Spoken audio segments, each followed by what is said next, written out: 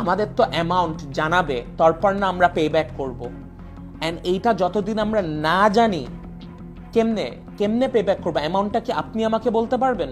অনেক আবেগী কথাবার্তা বলার চেষ্টা করেছে এবং অযুক্তি, কুযুক্তি, মিথ্যা যুক্তি দিয়ে সে নিজের জায়গাটা এস্টাবলিশ করার চেষ্টা করেছে। যোগাযোগ মাধ্যমে রায় কেনা একটি গাড়িকে কেন্দ্র করেই বিতর্ক এবং সমালোচনার সূত্রপাত।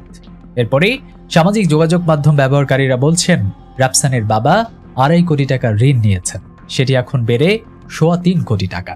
রাফসান চাইলেই গাড়ি না কিনে বাবার কোম্পানির নেয়া ব্যাংক ঋণ পরিশোধ করতে পারতেন, সেটা তো আগের আলোচনা।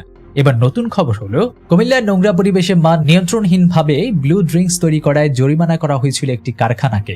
রাফসান দা ছোট ভাই খ্যাত কন্টেন্ট ক্রিয়েটর ইফতেখার রাফসানের কোম্পানি ড্রিঙ্কস ব্লু নিবন্ধন সনদ না থাকায় ওই কারখানাকে 30,000 টাকা জরিমানা করেন ভ্রাম্যমাণ আদালত। গত 24 এপ্রিল অভিযান পরিচালনা করেন নির্বাহী ম্যাজিস্ট্রেট এবং সিনিয়র সহকারী কমিশনার ফারহানা নাসরিন। তবে আজ শুক্রবার সামাজিক যোগাযোগ মাধ্যম ফেসবুকে বিষয়টি ভাইরাল হয়। ওই দিন বিএসটিআই জানায় কুমিল্লায় এই প্রতিষ্ঠানটি মোড়কজাতকরণ নিবন্ধন সনদ না গ্রহণ করে ইলেকট্রোলাইটস ড্রিঙ্কস পণ্য প্রস্তুত, মোড়কজাতকরণ এবং বাজারজাতকরণ করায় ওজন এবং পরিমাপ মানদণ্ড আইন 2018-এর 41 ধারায় 30,000 টাকার অর্থদণ্ড করা হয়। প্রসঙ্গত, গত বছরের 7 ডিসেম্বর ব্লু নামের ইলেকট্রোলাইটস ড্রিঙ্ক ব্লু বাজারজাত করার ঘোষণা দেন আলোচিত ইউটিউবার রাফসান, যিনি রাফসান তার ছোট ভাই হিসেবে পরিচিত। তখন লিচু এবং তমরুজের ফ্লেভার নিয়ে 2 ক্যাটাগরিতে তারা দেশের বিভিন্ন পয়েন্টে বাজারজাত শুরু করেন।